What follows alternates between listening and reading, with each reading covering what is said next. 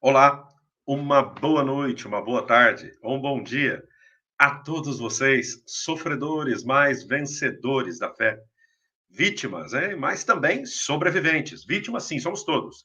Mas também somos sobreviventes da Watchtower, da Torre de Vigia ou das Testemunhas de Jeová. Sejam bem-vindos um domingo mais à nossa família querida do canal Adriano, a voz dos que não falam. E como vocês têm falado.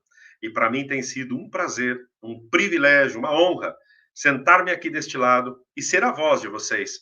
Uma voz que está se alçando aos quatro cantos da terra, cada dia mais, ajudando pessoas a se libertarem da escravidão mental, do domínio mental desta religião disfarçada, desta seita disfarçada de religião, que por aí anda de religião verdadeira, mas que aqueles que vivemos lá dentro e que agora despertamos, sabemos que não passa de falácias, de mentiras e de engano. Assim que hoje, conforme foi anunciado, é um prazer para mim, um privilégio ter aqui no nosso canal, na nossa grande família, um membro mais da família, né? Que é Fabiano. Quem é Fabiano? Fabiano é um ex-betelita, né? Ele viveu lá dentro do lar de Betel, onde deve ter Espírito Santo por tudo quanto é lado, deve ter lá, é lá. É lá que você anda e o Espírito Santo vai te cumprimentando por todo lado que você anda lá dentro. Vamos ver se é assim mesmo? Pois está aqui Fabiano, que vai hoje contar para nós a sua história como betelita durante 3 anos, servo ministerial, pioneiro regular, e teve lá enganado, né, muito tempo, mas agora ele despertou. E ao despertar, ele veio aqui, né, está dando para nós este prazer de poder escutar em primeira mão dele, como ele já falou em outros canais, como Fomos Testemunhas de Jeová. Um abraço para você, Manuel, para você, Raimundo, do Fomos Testemunhas de Jeová, que foi quem propiciou o contato meu com Fabiano. Um beijo no coração. E quem não é inscrito lá no Fomos Testemunhas de Jeová, por favor, gente, vamos lá, né? Vamos lá, Fomos Testemunhas de Jeová. E vamos acompanhar esse bonito trabalho que está fazendo esses irmãos lá. E o Fabiano lá já falou um pouco da sua história, mas hoje ele quer contar aqui em direto a experiência dele como betelita e os podres de Betel, né? É assim que a gente fala. Aquilo que eles tentam jogar embaixo do tapete, né? Que nem quando varre assim, levanta o tapete e joga a sujeira para baixo. Mas sabe o que acontece quando você joga a sujeira para baixo do tapete? Que um dia alguém levanta o tapete. E aí, quando levanta, fala: que porco é o dono dessa casa, gente? Joga a sujeira embaixo do tapete e acaba saindo a verdade. E é isso que nós vamos hoje falar aqui. Um beijo a todos que estão aqui: Rosemary Carvalho, Conceição Carvalho, Maria dos Reis, Surane, querida, um beijinho no teu coração. Garrett Thanos, um beijo para você, Garrett Thanos. E há muita gente que já está chegando por aqui. Geraldo Piton, do Ian Curtis, Sebastião Gonçalves, YouTube principal, desde Chile. Um besito a nossos hermanos de Chile. Felicidade, Fátima Vasconcelos, de Espanha. Um besito, Fátima Vasconcelos. Assim que, Fabiana, você está sendo visto agora por gente esparramada aí por esse mundão de meu Deus. Maria dos Reis, um montão de gente. Prime Walk. Está atrasado? Não, não está atrasado. Estamos na hora. Jacira Amaral, querida Jacira. JV Boava. Amanhã 52 do Adriano. Não, amanhã é dia 13, rapaz. Meu aniversário é dia 14. Meu aniversário é dia 14, dia 13 não. Dia 14. Não vem fazer eu ficar mais velho antes do tempo, não, João. Ei, João, você quer matar eu antes do tempo, rapaz? Eu já passei dos 50 e você quer me acabar comigo um dia antes. Assim que meu aniversário é dia 14, não é dia 13. Eliane Nascimento, Fábio Nascimento, Ianca Silva, Ian Curtis, Michele, Javier Castilho, Tricolor, querido Tricolor. Assim, gente, olha, livre-se de crenças limitantes, like número 1. Um beijo para você, Ricardo Cândido, do Livre-se de Crenças Limitantes. Assim, Cristiane PN, Helena de Jesus, Eliane Alves, todos aqui prestigiando esta live especial. Antes de começarmos com a entrevista e o relato, conte-nos a sua história de Fabiano, ex-betelita, eu quero pedir a vocês que, antes de tudo, deixem o like. Inscreva-se no canal, ative o sininho, compartilhem essa live, vai ajudar muitas pessoas a verem o lado escuro da família de Betel. Né? Se aqui no Brasil é assim, por outros lados também é, e às vezes pior. Então, vamos já dar as boas-vindas, deixa eu ativar o som dele aqui. Eric Saor, um beijo no teu coração, querido. Helenita Oliveira, José Tenório, um beijo, bem-vindo a vocês. Fabiano, querido, seja bem-vinda a essa tua casa agora, essa família do canal Adriano, a voz dos que não falam. Seja bem-vindo, querido. Muito obrigado, Adriano. É um prazer aqui estar no seu canal, nessa live, e poder ter a oportunidade de falar um pouco sobre a experiência que eu tive nessa minha vida. Vivendo 3 anos no lar de Betel, né, que é a sede das Testemunhas de Jeová no Brasil, no interior de São Paulo. Eu vi que você citou alguns nomes aí, pessoal que também está me apoiando bastante no meu canal lá do TikTok. Sim. E um alô, um abraço para todo mundo aí que comenta, que curte. Canal no TikTok é o Betelita, né? Sim. E tenho contado algumas situações mais específicas lá, de situações que eu participei, que eu convivi. E aqui a gente vai recebendo essa oportunidade de a gente falar de uma maneira mais abrangente sobre esse conceito todo, né, que Betel, ele realmente é, na sua realidade, diferente da imagem que é passada para todas as pessoas. É uma imagem muito diferente, que ela é repassada em congressos, em assembleias, nas congregações, do que se é viver lá diariamente. Para quem acredita que lá é um lar de muita espiritualidade, eu já encontrei mais espiritualidade em empresas de se trabalhar normalmente no dia a dia, em qualquer cidade, aqui em São Paulo mesmo. Então, encontrei muito mais bondade e muito mais empatia e trabalhando em empresas seculares do que no período que estive lá em Betel, eu senti, né? Senti na pele, na realidade, o que é aquilo lá. Oh, muito bem. Interessante, né? Ver e escutar de primeira mão de uma pessoa que viveu lá dentro, né? E conviveu com as pessoas lá. Você conheceu, antes de começar com a tua entrevista, você conheceu o Luiz Ludwig? Que morou Não. Ali... Ele foi superintendente de circuito e viveu ali em Cesário Lange. E ele se afastou faz pouco tempo. E como ele estava sempre em Betel, por isso que eu te pergunto se por acaso você chegou a conhecer. Esse nome não me é estranho, mas já são 23 anos que saí de lá, né? Saí em 2000. Então, que saí abandonei, né? Me dissociei da religião, da seita, foi em 2005, entre 2005 e 2007. Então, fiquei um pouco desatualizado com respeito a algumas questões de pessoas que entram e saem, né? Tem uma rotatividade grande lá também. Ah, sim. Uma pergunta, Fabiano. Nós conhecemos um pouquinho a tua história, né? Você nasceu numa família de Testemunho de Jeová ou você conheceu os Testemunhos de Jeová depois? Como é que foi? Eu nasci numa família de Testemunho de Jeová. Meu pai, que é vivo ainda, né? Tem 82 anos, ancião desde década de 60, né? Foi pioneiro especial, solteiro, depois foi betelita também no Rio de Janeiro, aqui em São Paulo, acho que ficou um ano ou 2 no Betel de Guaíra, né? Da Rua Guaíra. Casou-se, aí foi designado superintendente de circuito, chegou a pegar uns 2 anos de superintendente de distrito, depois voltou para o circuito, foi quando eu nasci, no ano de 77. E aí, daí em diante, ele tentou ainda dividir com o trabalho secular uma vida de tempo integral, hora ele voltava de pioneiro e tal, mas se manteve como ancião aí por muitos anos, até hoje, né?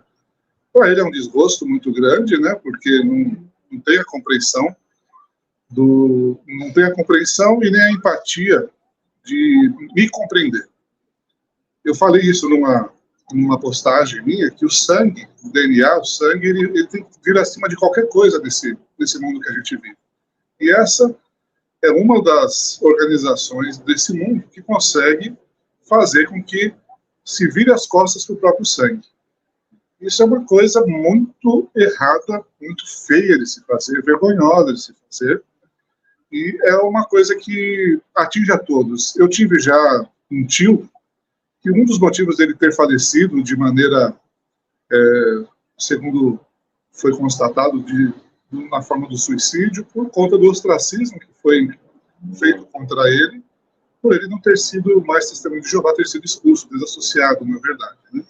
Depois de um certo tempo, ele acabou com tanto sofrimento e distância da família. Um dos motivos, grandes motivos, são esses. E eu vivi dentro da minha família essa dor, essa tristeza, eu sobrevivi, já sobrevivo aí há 18, 19 anos, com esse ostracismo, com ter a própria família virando as costas totalmente. Eu tenho um sobrinho da minha única irmã, que ele hoje tem seus 8 anos, acredito, mas eu nunca vi, nunca me mandaram uma foto dele.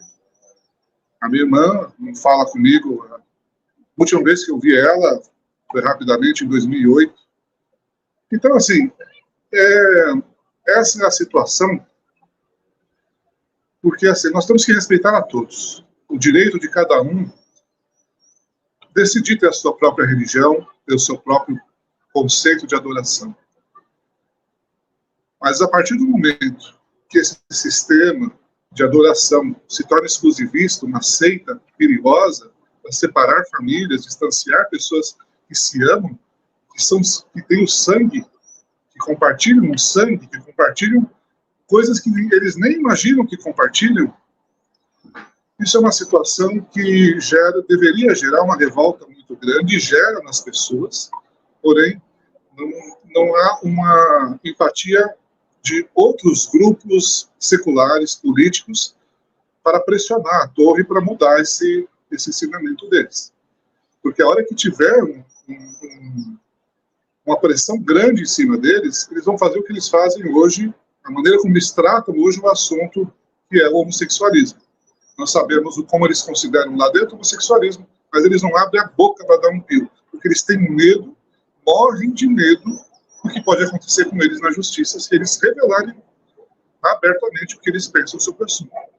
Então, nós temos que fazer, na minha opinião, né, dessa causa que é esse ostracismo que eles praticam contra as pessoas que têm o direito de ir e vir e de sair de lá por qualquer que seja o motivo que a pessoa acredite ou sinta que deva sair. Temos o direito de exigir respeito, que nossas famílias não sejam separadas de nós e que não tenhamos esse nível de perseguição que nós recebemos. Claro que sim, Fabiano. Isso é muito triste. Só quem vive isso na pele, né, pode dizer como você. Por isso eu dou toda a credibilidade, quero que todos aqui prestem muita atenção e dê toda a credibilidade a Fabiano, porque é uma pessoa que não fala do que pensa ou imagina, ele fala do que ele vive. E isso é uma das coisas que mais autorizam uma pessoa a dizer a sua própria experiência, Fabiano. Por isso, seja bem-vindo e queremos já, né, entrar em matéria. A Eliane Nascimento diz, sim, Fabiano. Verdade, Fabiano, essa organização criminosa tira direito de pertencer. É triste, realmente é assim. As pessoas também se compadecem e usam de empatia ao escutar, né, você dizer coisas que muitos pensam e sofrem, mas muitas vezes não têm a coragem ou não podem, né? Se sentem a pressão mental, a dominação mental é tão grande que não é fácil uma pessoa abrir a boca e falar o que pensa. Ele sabe já as consequências que vai sofrer, como você acabou de dizer, não é? Mas olha só uma coisa, Fabiano.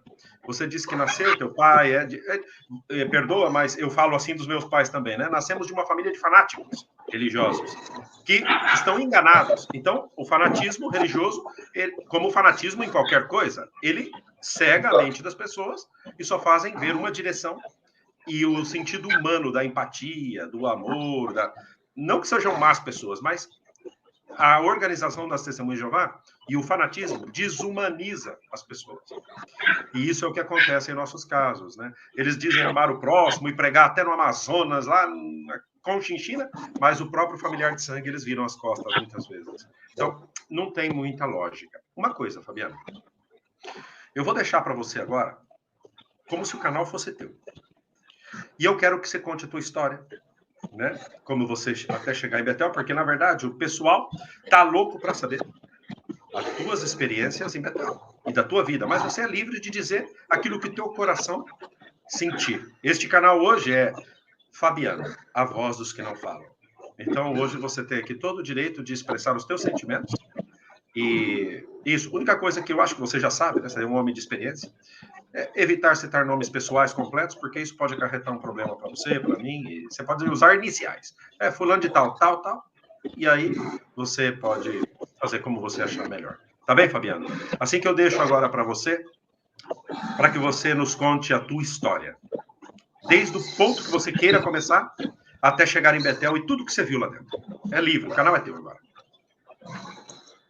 Obrigado, Adriano, mais uma vez pela oportunidade e a liberdade aí de poder contar um pouco disso.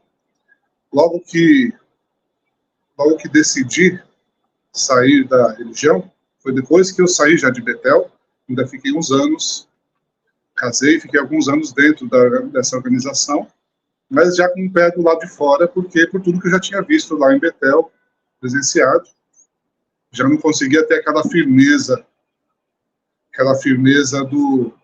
da pessoa que ela não enxerga mais nenhum tipo de erro, só enxerga perfeição dentro da organização. Eu já não era essa pessoa. E quero agradecer algumas pessoas pontualmente aqui, que me lembro muito bem que na ocasião em que eu tive a certeza que eu tinha que sair, foi quando eu entrei na internet para pesquisar algumas coisas que os apóstatas, né, segundo eles, quando se acreditava, né, eu mesmo imaginava, né, vamos ver o que esses apóstatas falam. Eu nunca tinha tido a curiosidade de olhar, porque nós somos massacrados na nossa consciência, e eu, como nasci dentro dessa organização, os primeiros 7 anos de vida de uma criança, elas são cruciais para o seu desenvolvimento, porque o seu inconsciente todo é programado durante os seus primeiros 7 anos. Meu subconsciente foi programado em cima do livro amarelo, lá, Histórias Bíblicas. Eu tinha, com 5 anos de idade, eu tinha gravado de cabeça quase todas as histórias daquele livro. Meu pai se orgulhava quando chamava alguém, chegava alguém para vir em casa, chamava a pessoa, me chamava do lado e falava: conta a história do número 70 lá, que tinha no Histórias Bíblicas, e eu, de cor, eu contava a história. Você imagina o massacre sobre o meu subconsciente, até os meus 7 anos, que me formou a pessoa que me tornei depois. Então, quando eu falei, deixa eu dar uma olhada no que esses apóstolos estavam falando, tinha lá algumas pessoas já que até hoje estão aí nessa luta, né? E uma delas, acho que é o Cid, né? A esposa, tinha alguém com o nome de Miranda, Davi, alguns nomes, assim, eu não lembro do seu, mas que eles estavam lá em alguns sites e blogs, né? Na época não tinha rede social quase nenhuma, não tinha nada dentro de Facebook, né? E aí, meu amigo, eu falei, bom, eu vou dar uma olhada, eu sou forte o suficiente, nasci dentro dessa organização, não vai ter nada que me derrube. Só que, inconscientemente, eu já estava por fora, né? E aí, a hora que eu comecei a ler, meu amigo, foi como se tivesse tirado o chão debaixo dos meus pés. Eu trabalhava, na época, em Florianópolis. Me lembro desse dia. Eu estava no trabalho, inclusive, na hora do almoço, olhando o meu computador, usando o meu computador, eu abri a internet e falei, vou aproveitar a hora do almoço para dar uma olhada. Em 30 minutos, a minha casa, meu mundo desmoronou.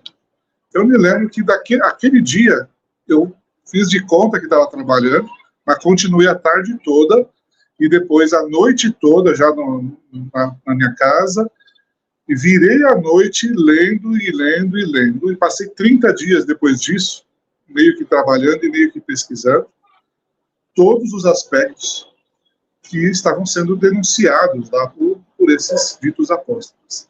E ali, em 2005, eu decidi que não voltaria a pisar mais dentro de um salão do reino.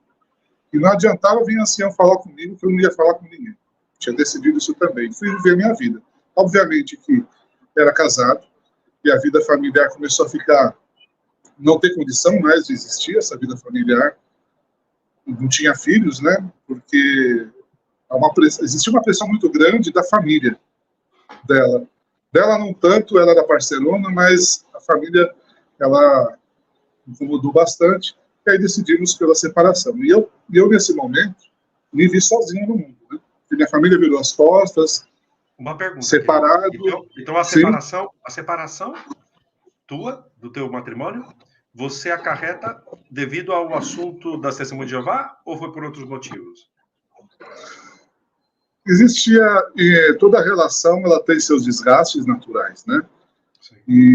Mas existia ali eram quase 5 anos de casamento, uma parceria legal entre nós. O que foi o fator de rompimento foi eu ter decidido sair e não fazer parte mais dessa organização. Então podemos dizer que esta organização, como em muitos casos, colaborou também para a destruição familiar do teu matrimônio. Também colaborou para isso.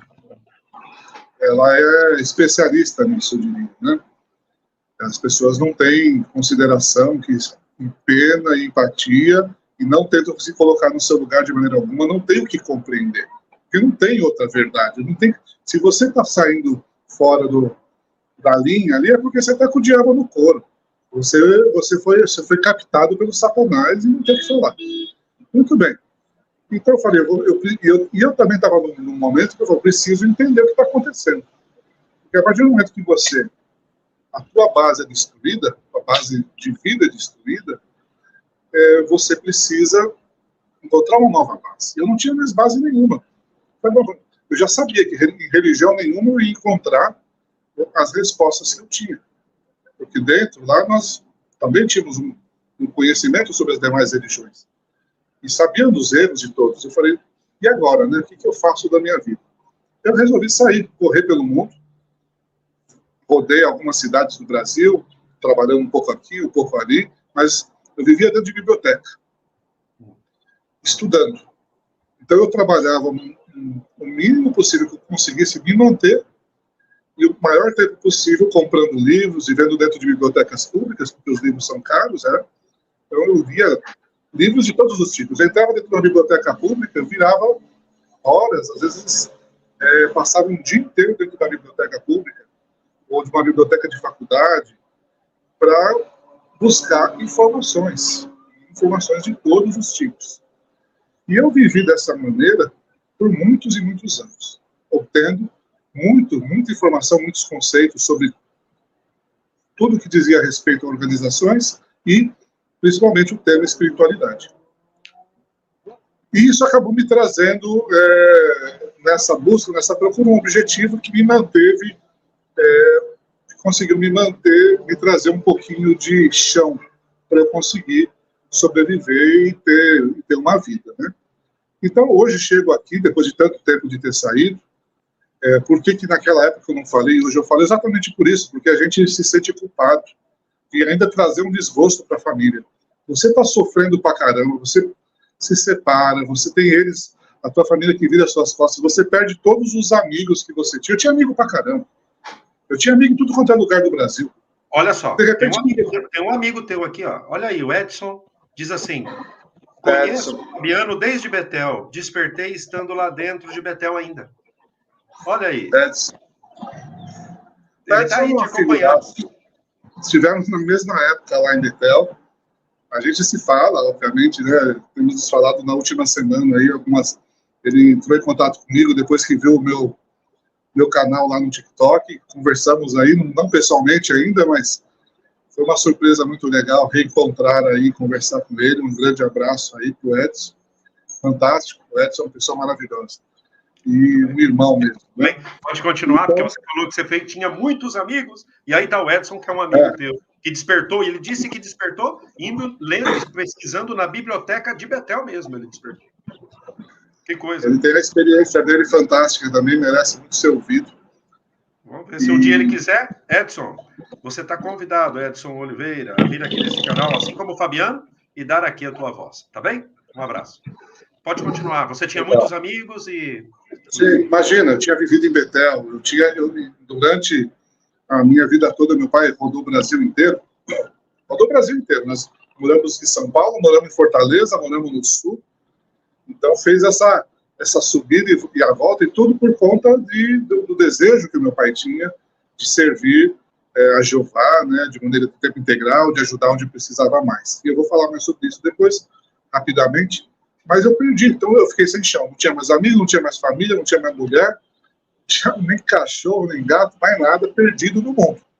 E eu falei, agora como é que eu vou conseguir me proteger desse mundão? Caí para o mundo com cara e coragem. Eu tinha 27, 28 anos. Eu falei, vou cair no mundo. E dei a cara a tapa para tudo quanto é tipo de situação, até que eu consegui me centrar novamente e sobreviver a todas as situações que muitas vezes você, pela curiosidade, acaba entrando em situações ruins. Tem muita coisa boa e muita coisa ruim nesse mundo, como um todo. Mas e você saindo de uma organização onde você foi mantido preso, você começa a bater as asas, você acha que é um passarinho que consegue voar um pouquinho, se já é alguma coisa, vai ter muito gavião solto também. E aí você tem que aprender a voar mais rápido. Então, tive um grande crescimento pessoal durante esse período também. E consegui,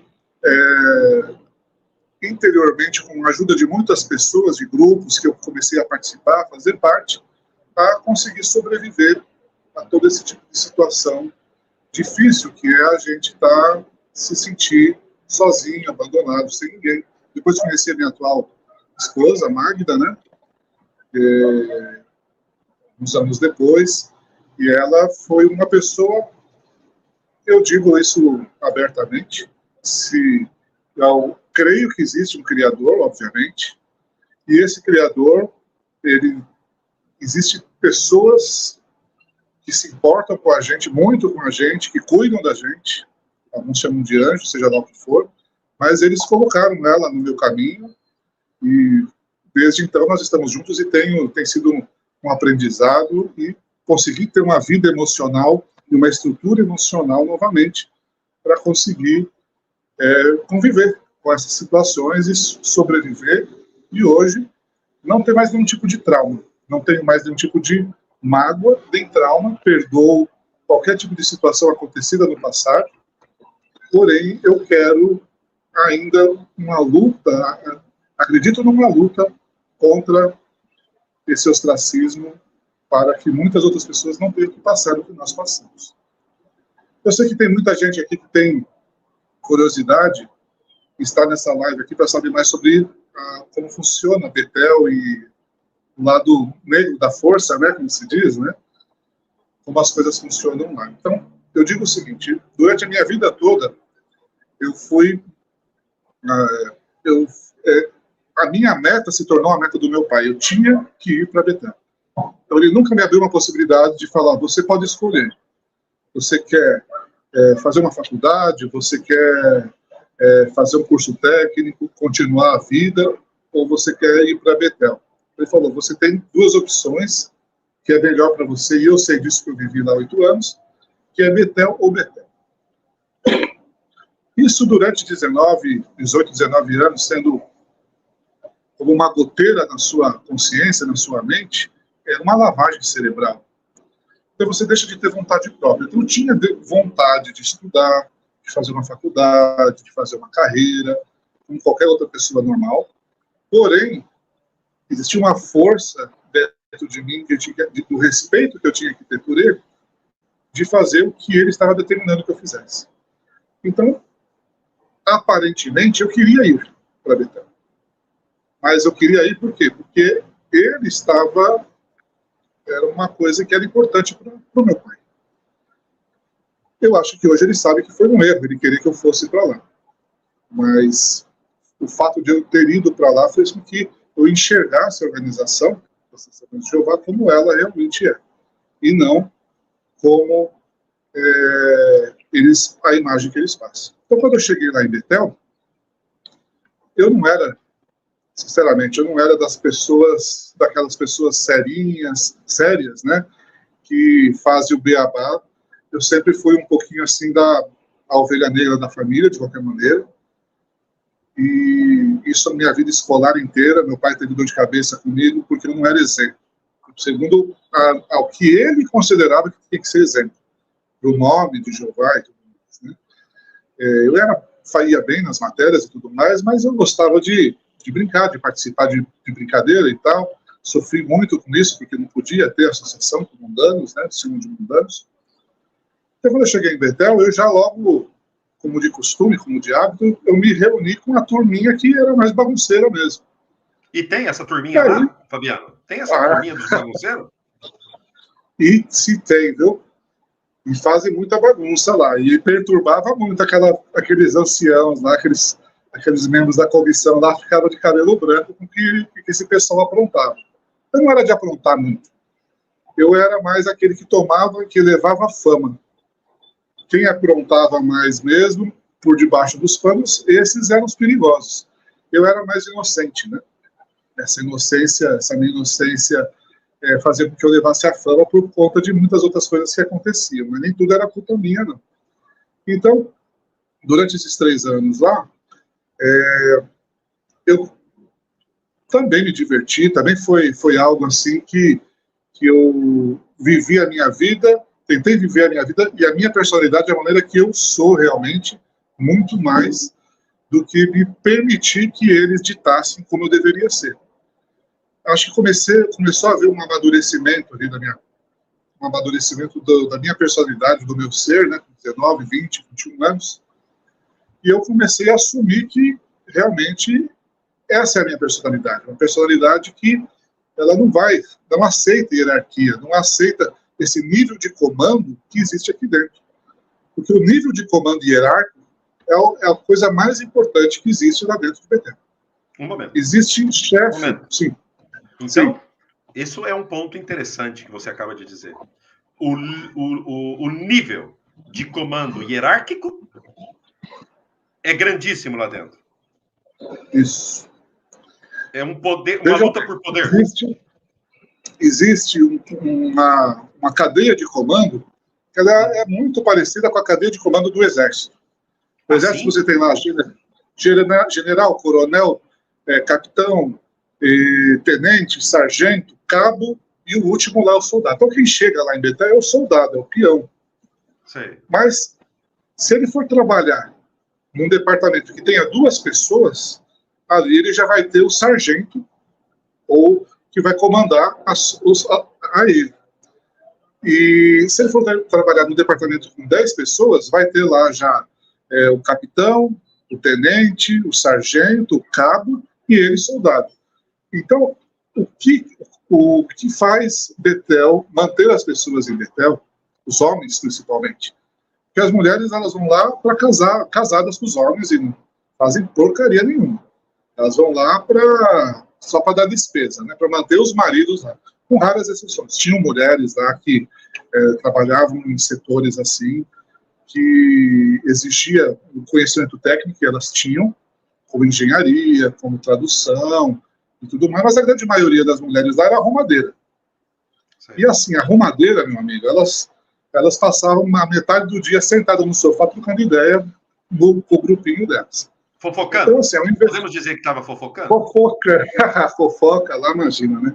Fofoca lá Uma pergunta, antes que você continue, aí que está interessante, mas é bom matizar uma coisa.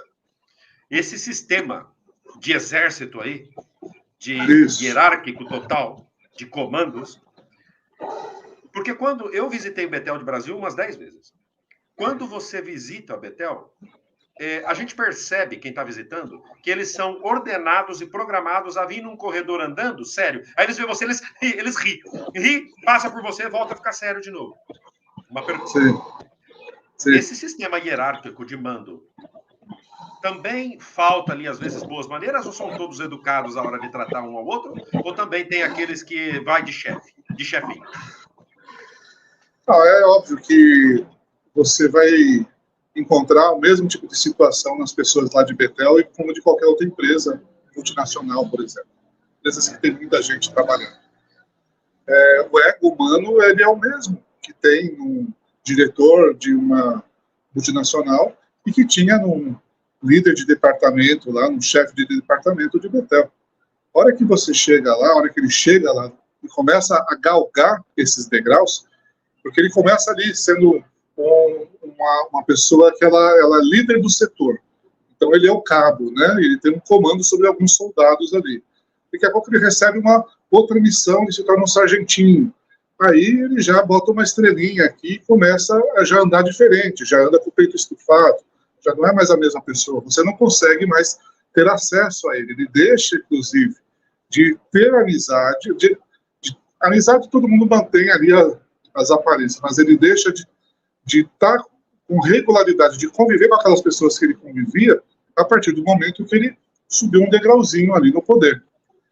Então, esse degrau que sobe de posição no serviço, lá, em vez de ser um peãozinho, ele vai ser um encarregado. Em vez, quando ele sobe, isso está muito relacionado também com os privilégios na congregação, servo ministerial, ancião, isso não. Tem nada a ver com congregação. O pessoal precisa entender que Betel não tem nada a ver com espiritualidade. Betel é uma empresa. Betel é uma empresa que não rola dinheiro, como em outras, mas a moeda que rola lá dentro é o destaque, é o poder. É em quantas pessoas você comanda, você tem uma posição maior. E quanto mais tempo você fica, mais pessoas você vai comandando, até o ponto de você ter a possibilidade de chegar a um nível de membro de comissão. Então, nós comentamos antes aqui do começo da live, eu fiz um vídeo sobre esse ancião que era amigo do meu pai, que ele abriu o jogo, ele falou: Fabiano, isso aqui é uma máfia. E eu contei. Conta para nós como foi isso. Conta, eu vi você contar essa história. Ele parece que ele foi um pouco desprezado, tiraram os privilégios dele, não foi? E ele foi trabalhar na rota de entrega de revistas, não é? Foi isso aí. Ele era uma pessoa, não sei se está vivo ainda, né? Porque ele é contemporâneo do meu pai, então deve ter já quase 80 anos também, se tiver vivo. Ele, uma pessoa que, desde os primórdios, estava lá no Betel do Rio de Janeiro. Foi do Betel do Rio de Janeiro, veio para São Paulo, para Guaíra, fez a mudança da Guaíra para Cesário Lange. Ele era um dos diretores principais lá. Só que, assim, existe um problema também lá dentro, gerado por essa luta por hierarquia, que é a inveja. Então, o que aconteceu? Ele me contando, ele falou, ele ressentido um pouco, né, dessa situação, ele falou: isso aqui é uma máfia, por quê? Porque é uma luta pelo poder, que nós não esperamos que tivesse lá dentro. Ele falou: a gente não espera que exista essa máfia aqui dentro de Betel, porque nós somos a religião verdadeira, nós seguimos a um Deus que deveria impedir que essas coisas que provêm das obras da carne, do ego humano, elas existissem aqui dentro. Mas, muito pelo contrário, elas não só existem, como são recompensadas lá dentro.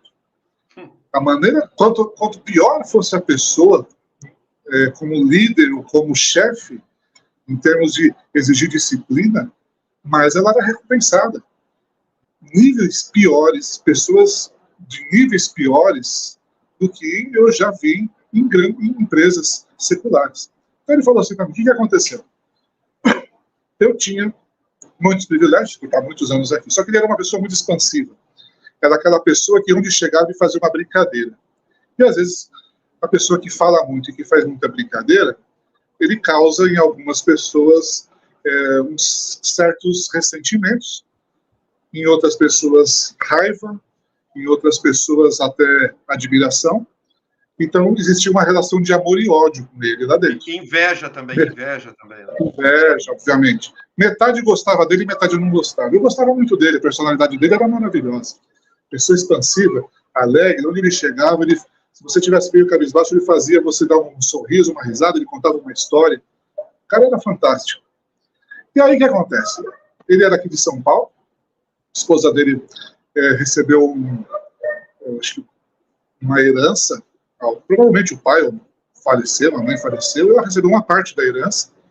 E ele, muitos anos na Cesário Lange, morando num quartinho pequeno, não tem liberdade no dia a dia, falou: vamos construir uma casinha ali em Cesário Lange e tal, né? Comprou um terreninho lá e foi construir uma casinha. Ele falou: eu resolvi, Betel estava no final de reforma, lá, de construção de prédios, estava tendo muitos itens que tinham sobrado da reforma, das doações, das compras, que Betel resolveu vender. Ele ia lá e comprava lá uma torneira, comprava um piso e tal, e levava para casa dele lá para concluir a reforma.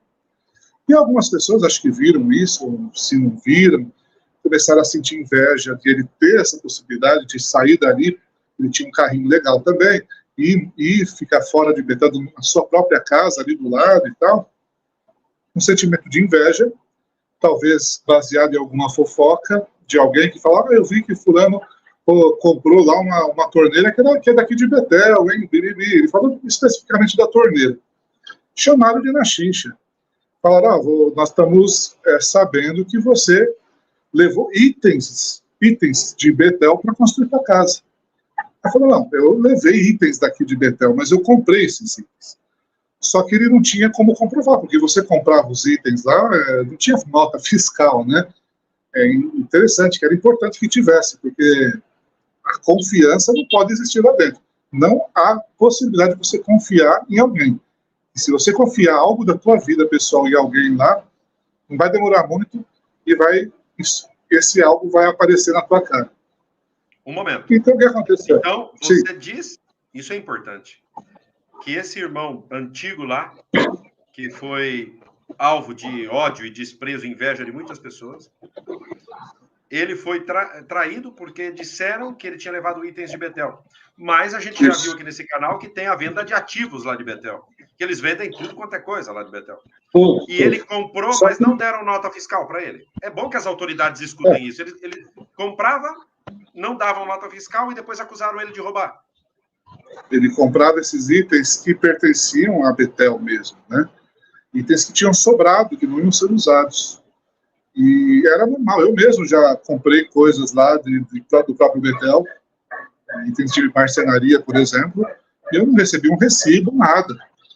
Então, se alguém chegasse para você e falasse, você roubou isso aí, se não tivesse pessoas que falassem, não roubou, ele comprou, eu vi testemunhas ao seu lado, no caso dele, me parece que foi esse, não teve testemunhas ao lado dele, você passa meio que por ladrão. Só que aí ficou uma seguinte situação. Era meio que a palavra de um contra o outro, não tinha como eles também comprovarem que ele tinha roubado. Só que a corja, ela sabe fazer o jogo, eles se unem ali em várias frentes e fazem um desgaste em cima da personalidade da pessoa.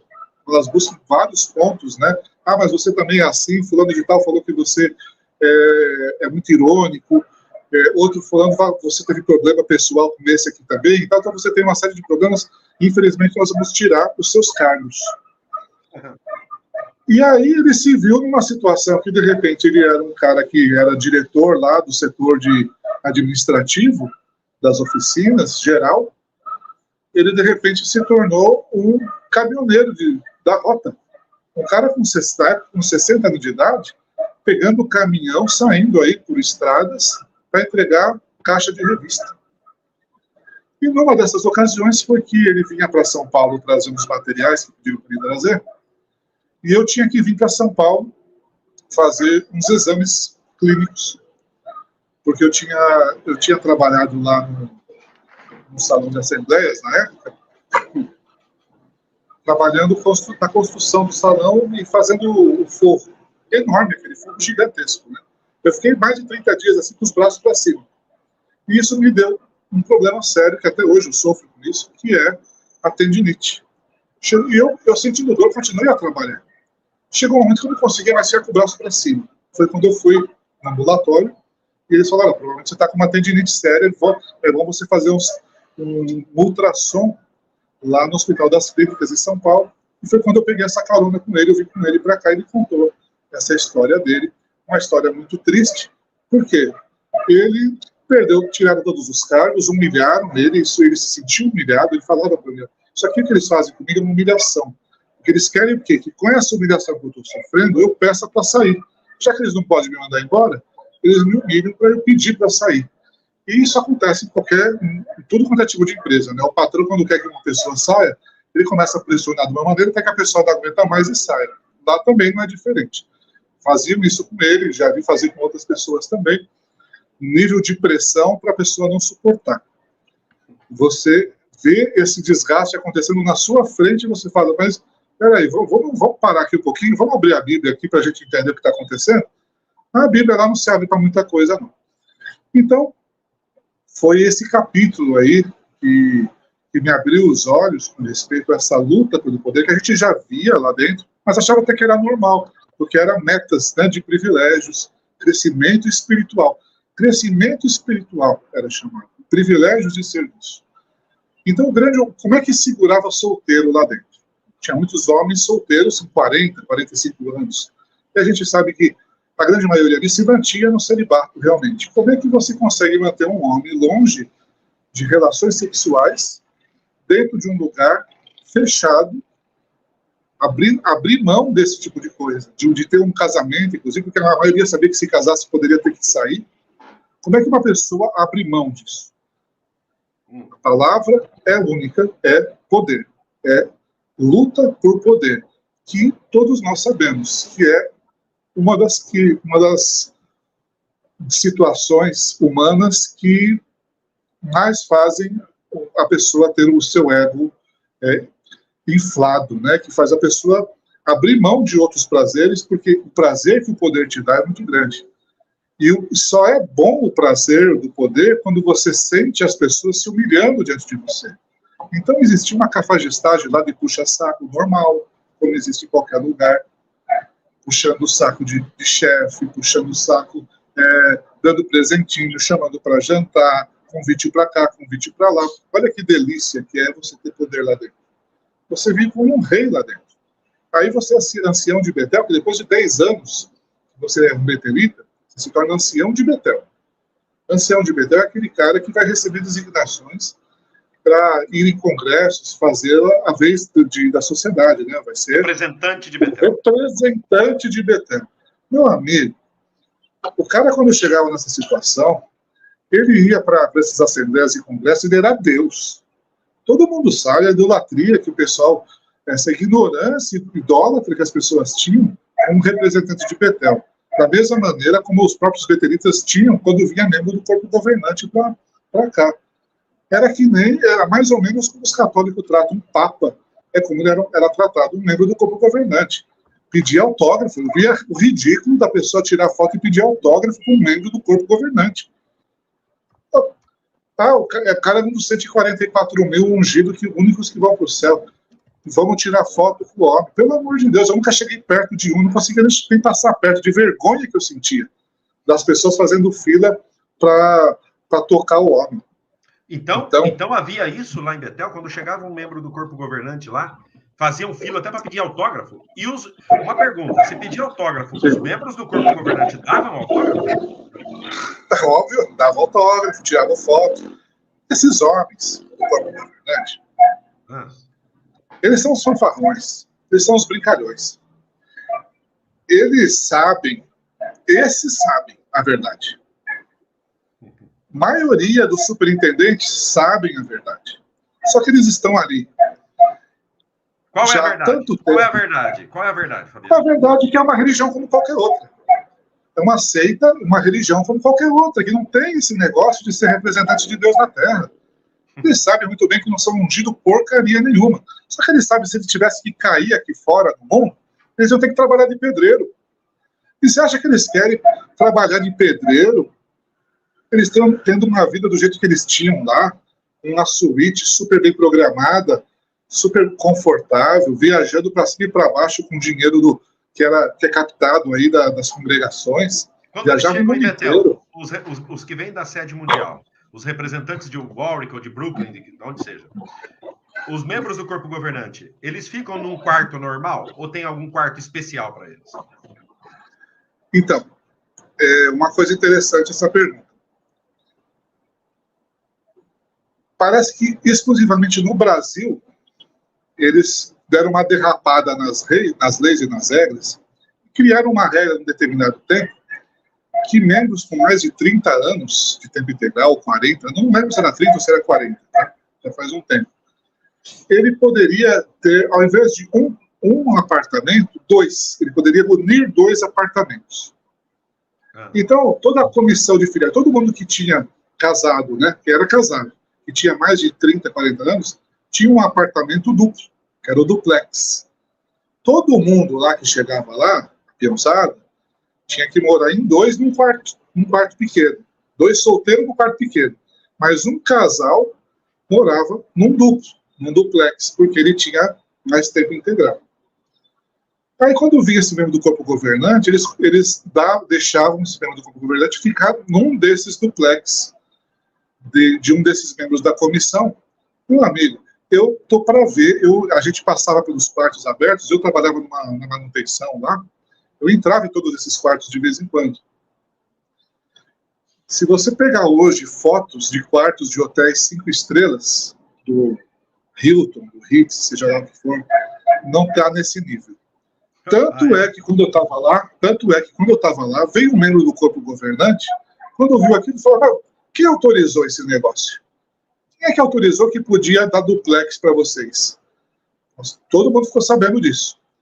E aí, como ele viu que a coisa já estava, a maioria era pessoal mais antigo, ele falou: depois que morrer essa turma toda que está aqui, não vai ter mais esse negócio. Então fizeram essa jogada lá. Então quem era solteiro com mais de 30 anos ficava com um quarto só para ele. Não precisava morar com outra pessoa. Quem era casado tinha um duplex, que era um hotelzão. Agora, quem que bancava essa produção desse quarto, a gente já sabe quem é. E tem mais. Uma coisa, que eu acho que muita gente, que eu estou tentando aqui transmitir o que eu acho que muita gente está querendo perguntar, né? E depois, se você quer falar isso mais adiante, você pode falar, eu pergunto. Claro. Com tanto homem solteiro lá dentro. Sim.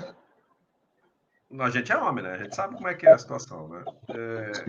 Com tanto homem solteiro lá dentro. E os hormônios? Como é que faz esse povo lá, Fabiano? Não dá problema isso aí lá? Eu acho que dá problema, né? Imagina que você... O problema maior todo é você ter que controlar isso, que é algo contra a natureza humana. Por uma questão religiosa, então eles aplicam na sua consciência uma dor, porque qualquer coisa que você faça para que aqueles desejos sejam saciados é pecado. Então essa dor era constante lá, a grande maioria, era um peso que todo mundo carregava.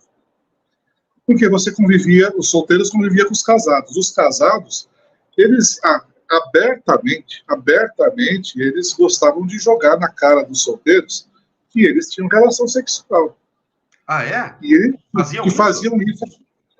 Então eles não se preocupavam de fazer os solteiros tropeçar, não. Eles queriam ver os solteiros atiçados. Eles gostavam de contar os detalhes sórdidos, né? Isso acontecia lá em Betel? O tempo todo. All the time, o tempo todo.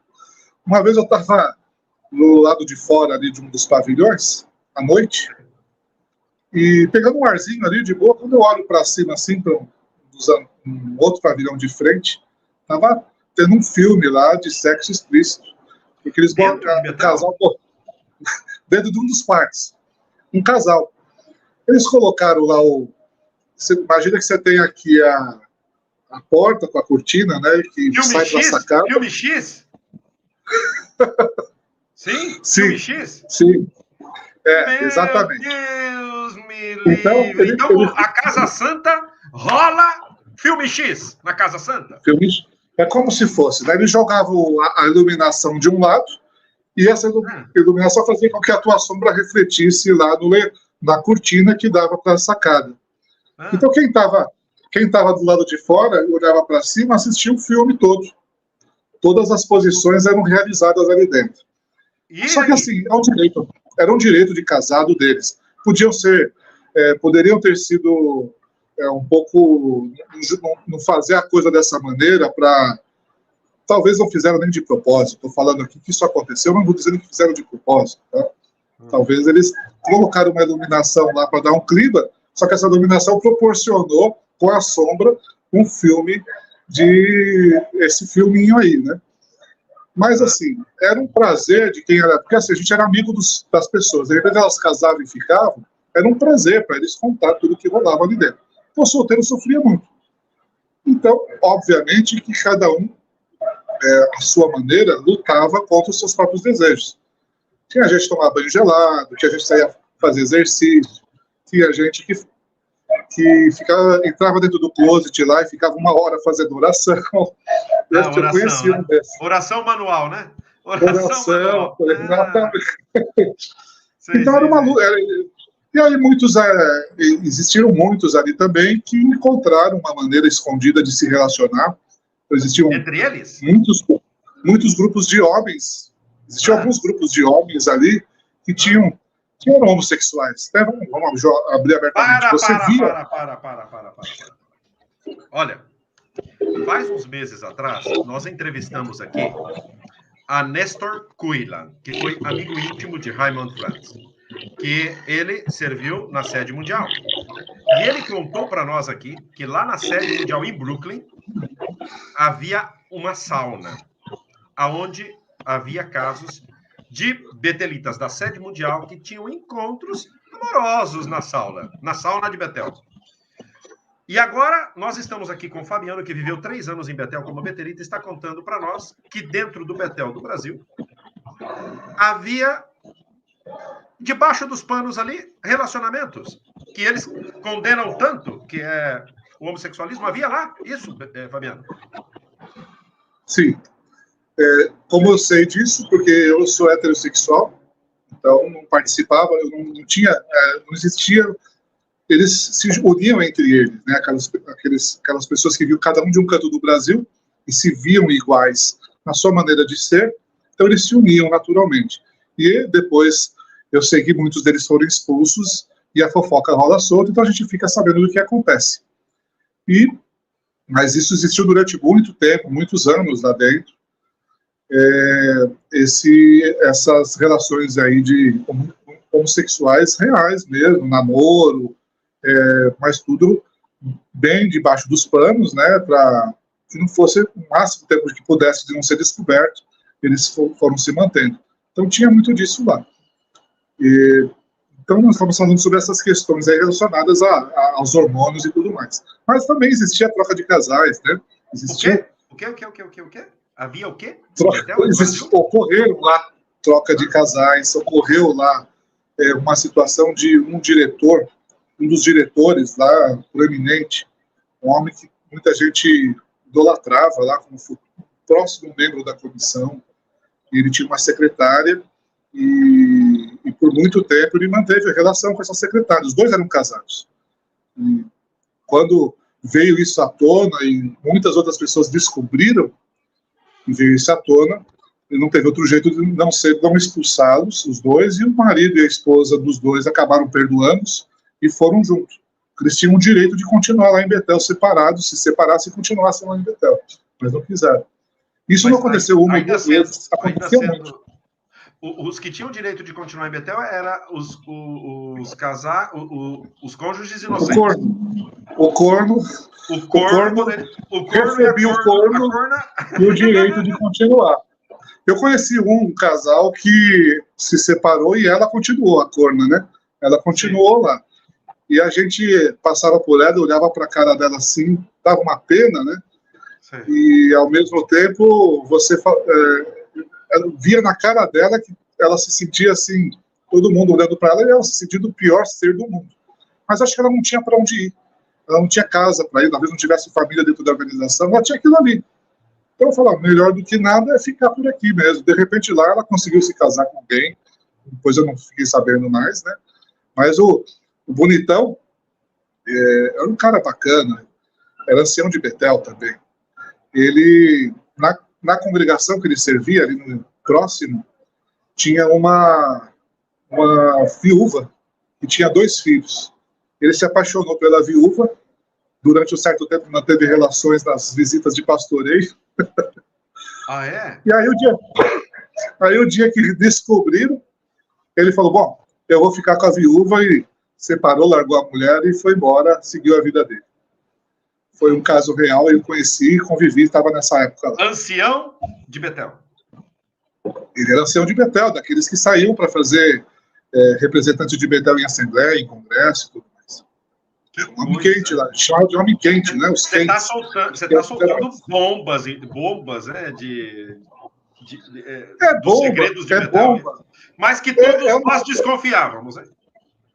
São bombas para quem é ingênuo, que acredita nesse nível de santidade das pessoas. Mas é real, é normal. é uma vida normal para ser humano. É a realidade do ser humano. Não adianta a gente querer falar que é santo, que vai estudar um livro aí, que vai se tornar santo. Nós não somos santos. Nós somos humanos. O humano faz o que o humano faz. Então ele pode estar no Vaticano, ele pode estar lá em Betel, ele pode estar em qualquer outro lugar, e ele vai fazer o que ele tiver vontade de fazer. Se a vontade dele é homem com homem, ele vai fazer. Vai chegar um momento que não vai suportar mais. O desejo é tão grande que supera qualquer outra coisa. E essa dor de ser um pecador, quando ele assume e fala, quer saber? Eu sou um pecador, Deus que me perdoe, mas eu quero sentir o que eu desejo, eu quero ser quem eu sou. E a pessoa vai lá e faz o que tem que fazer. Uma pergunta, então, Fabiano. Quando você via tudo isso lá, você estando lá dentro, e você percebia tudo isso lá, eu sei que naquela época, como nós dizemos aqui, eu mesmo fui um, né? Eu fui um bitolado que chupei o dedo muito tempo. Mas você estava lá dentro, rodeado desse monte de gente aí, bitolado. O que você sentia? Você não tinha aquele momento que você parava, olhava assim e falava, mas não era isso aqui que eu pensava disso aqui.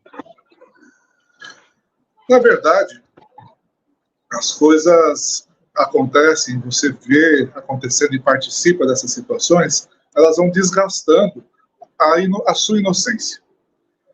O bonito do ser humano é enquanto ele é inocente. A criança, enquanto ela é inocente, é lindo. Quando você vai perdendo a inocência, vai tendo o desgaste da inocência devido ao teu crescimento, a você se reconhecer na sua personalidade, e você assumir os seus desejos que estão dentro de você, você vai desgastando tudo isso. E aquela inocência que eu tinha, a princípio, daquela realidade ser um mini paraíso, uma extensão, um princípio do paraíso na Terra, ela foi se desgastando aos poucos, desde o primeiro dia que eu cheguei lá. Que eu via as tramóias, tem muita tramóia, que eu via as coisas acontecendo, eu via que as pessoas eram pessoas que, se tivesse que pecar, pecava mesmo, não tinha problema nenhum, e bola para frente. Aí você vai entendendo que é uma organização praticamente como qualquer outra, é o meio que você nasceu. Eu faço parte daquilo. É como se você tivesse nascido judeu, ou tivesse nascido muçulmano. Você faz parte daquilo ali. E não ficava me questionando se eu deveria continuar ou não. Esse é o meu meio, eles são pecadores, não deveriam fazer o que fazem. Eu também faço meus pecadinhos, mas vou me escondendo aqui do jeito que eu puder, e vou pedindo oração e perdão, e a vida continua. Até o problema todo lá, e aí eu te digo, Adriano, e a todos aí, que estão aí talvez ouvindo ainda, eu digo para vocês o seguinte, o único medo que essa organização tem é de nós, que saímos de lá. Eles não têm medo de governo vir e impor o fim de uma religião, porque eles são capazes de fazer todo mundo morrer primeiro, ao invés de acabar a organização, a religião. Agora, o medo que eles têm do tal do apóstata, por isso que eles rotulam a pessoa como apóstata. A palavra apóstata é uma palavra feia. Eles rotulam quem sai de lá com essa palavra para meter medo. E quem está lá dentro, quem sai também. Porque eles morrem de medo do que uma pessoa que sai de lá e conhece o que eles são é capaz de fazer. Comigo foi assim. Bastou eu ser uma pessoa de mente aberta, uma pessoa que se permitiu ter dúvidas diante de tudo que eu vi, do que eu convivi, então tinha motivos para ter dúvidas. Eu fui lá em 30 minutos, naqueles sites que existiam naquela época, e falei, bom, não tem o que falar. Não dá para imaginar que tudo se começou de uma maneira pura com um tal de Russell sendo um membro da maçonaria. Então você também diz e vê que dentro dos altos mandos de Betel se nota a influência maçônica? Toda a organização, os conceitos de numerologia da organização vêm da maçonaria. Russell, até hoje a família de Russell, uma das famílias, continua sendo até hoje uma das mais ricas do mundo, a família Russell, são uma das famílias do comando, do alto comando das cúpulas, que muitos chamam de Illuminati, que são os comandantes, inclusive, de muitas ordens secretas maçônicas. Então, todos esses conceitos aí, eles vêm conceitos que não são puros, são conceitos que vêm misturados com um monte de baboseira para confundir mesmo, porque o objetivo da maçonaria sempre foi esse, dividir para governar. Não interessa para esse grupo que coordena o mundo uma organização de cristãos forte. Interessa para ele uma organização, um mundo ocidental totalmente dividido. Que cada um ache que a sua religião é a verdade. Então, se cada grupo de 1 milhão, 3 milhões de pessoas, 5 milhões de pessoas acha que a sua é a verdade, o que vai acontecer? Um vai guerrear contra o outro. Não vão se unir e falar, é contra nós aqui, nós é que somos o problema deles. Eles vão achar que os problemas deles são entre eles. Então, os conceitos de maçonaria foram colocados ali dentro, mas não de maneira pura, feito de maneira para confundir, apenas para dar uma sensação de conhecimento espiritual. É um monte de baboseira que tem ali dentro. Nós sabemos disso. Então, olha, até agora você falou coisas para nós aqui que, pelo menos eu, né, e o pessoal que está aí, eu já escutei muitas coisas dessas, né, mas eu, na minha época de adolescente, eu escutei uma época, quando eu morava em Marília ainda, que teve uma briga no campo de futebol dos irmãos de Betel jogando futebol, que tiveram que colocar a gente lá no banco de reserva de Betel, porque saíram no soco mesmo. Isso é verdade que aconteceu lá? É verdade, verdade. Eu era um dos que eram muito competitivos lá também, e jogava futebol. Era a única coisa que existia para a gente botar os hormônios aí para descansar, né? Eu jogava futebol 4, 5 vezes por dia lá, às vezes até 5 da manhã, e às vezes tomava umas caneladas e dava umas também, às vezes a coisa esquentava. Eu tinha algumas pessoas lá que me odiavam, e aproveitavam lá também o campo de futebol para vir para cima. O bicho pegava mesmo, era como qualquer jogo de futebol de várzea, aí acontecia lá dentro. Mas foi a pancadaria mesmo de soco e de ter que apartar? Aconteceu, de um para cima do outro, de dar empurrão. Eu mesmo, uma vez, tomei uma canelada de um lá e ele permaneceu com o pé em cima da minha canela, pressionando. Olhei para a cara dele e falei, o que você está fazendo aí? Ele não tirava o pé, dei uma rasteira nele, que ele caiu no chão. E aí fizeram uma panelinha lá para dizer que eu era violento e me jogaram lá na Cova dos Leões, lá dos Anciãos de Betel. Fizeram um abaixo-assinado lá, dizendo que eu era uma pessoa violenta, tinha que ser expulsa de Betel. Mas é real, existe de tudo lá. Todos os pecados... Você falou coisas fortes aqui. Você está falando aí, todos os pecados. Você falou para nós que tem a luta e o abuso do poder lá dentro. A luta por hierarquia, que isso se nota que é de uma empresa. Você disse sobre homossexualidade, que é conhecido de todos lá, que existe, mas é tampadinho lá embaixo do pano, e quando descobre, eles expulsam um, mandam os outros para lá, outro para cá, mas que existe homossexualidade lá dentro. E também você falou das trocas de casais que chega a acontecer lá dentro de Betel. É assim? É assim.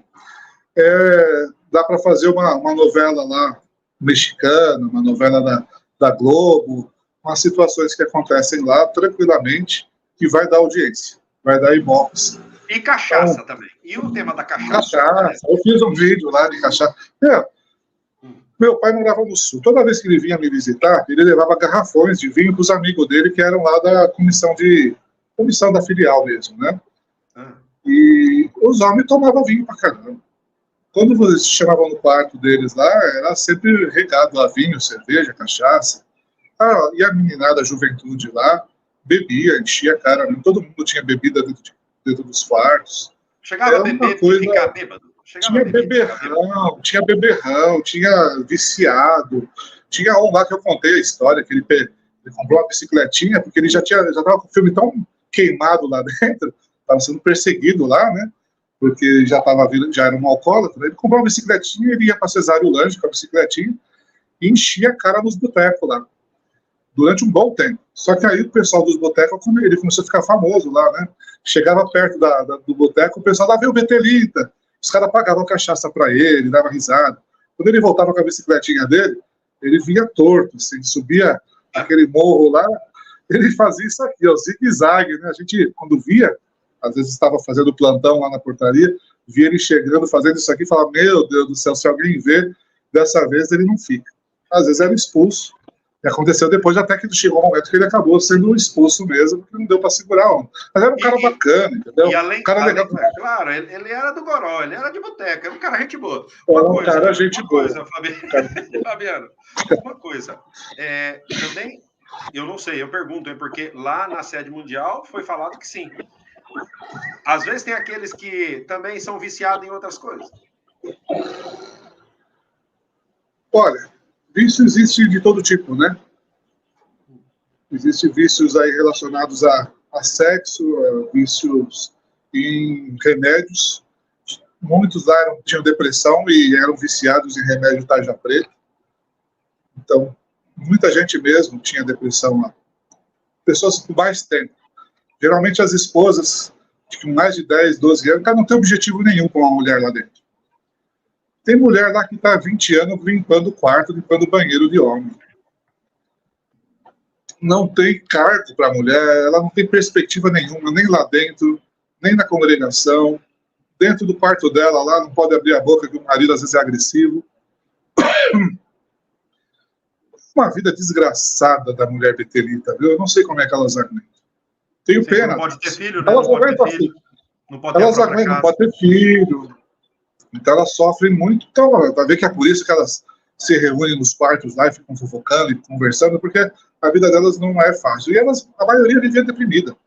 Vivia na base do tarja preta lá para conseguir ter um sorriso no rosto às 7 da manhã, que tinha que olhar para 10 pessoas. Só na tua mesa são 10 pessoas, né? 10, 4, 8, 10. Eram 10 pessoas que sentavam numa mesa para tomar café e um olhava para a cara do outro e tinha que dar um sorrisinho, um bom dia. Não podia estar com a cara virada, senão já tomavam um esculacho, né? Tinha muita sala B lá em Betel? Para chamar a atenção do povo? Sala B é uma coisa que eles mais gostam de fazer. Porque a delícia do ancião de Betel é ele poder chegar, chamar no canto e dar uma lição de moral numa pessoa, né? Falar que todos os seus pecados que você está cometendo, o que você tem que fazer de melhor, de direito, senão você vai ser expulso dali.